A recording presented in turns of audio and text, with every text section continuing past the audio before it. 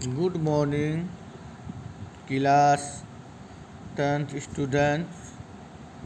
आज हम आप लोगों को सबक नंबर 17 रज़िया सुल्तान पढ़ा रहे हैं। सभी तलबा ध्यान से सुनें और समझें। सबक का खुलासा। रज़िया सुल्तान हिंदुस्तान की पहली मलिका थी जो दिल्ली के तख्त पर बैठी। वह बादशाह अल्तमश की बेटी थी। वह अपने भाई बहनों में सबसे ज़्यादा ज़हीन और होशियार थी। अल्तमश ने रज़िया सुल्तान को अपनी ज़िंदगी में ही अपना जानशीं मुकर्रर कर दिया था। अल्तमश के इंतकाल के बाद जब उसकी वसीयत पढ़ी गई तो उसमें रज़िया को बादशाह बनाने की बात सामने आई।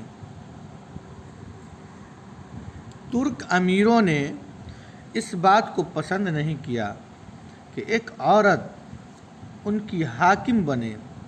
जब रज़िया ने सरदारों की मुखालफत देखी तो उसने बादशाह के लिए अपने बजाय अपने भाई रुकनुद्दीन का नाम पेश कर दिया और यूं रुकनुद्दीन अल्तमश के बाद बादशाह बनाया जाएगा।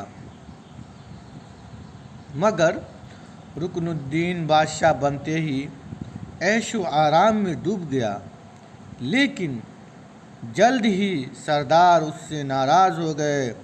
दिल्ली के लोगों ने उसे गिरफ़्तार करके कत्ल कर दिया। उसके बाद रज़िया सुल्तान की तख्त नशीनी की गई। रज़िया ने बादशाह बनते ही निहायत बहादुरी से मुश्किलों का मुकाबला किया। वो फ़ौज की खुद कमान संभालती थी, सल्तनत में अमन कायम किया, इंतज़ाम को बेहतर बनाया और आवाम की खुशहाली का हर तरह ख्याल रखा। उसने तिजारत को फ़रोग़ दिया, सड़कें बनवाई, दरख्त लगवाए और कुएँ खुदवाए, मदरसे और कुतुबखाने कायम किए। उसकी हुकूमत बंगाल से सिंध तक पहुंची हुई थी।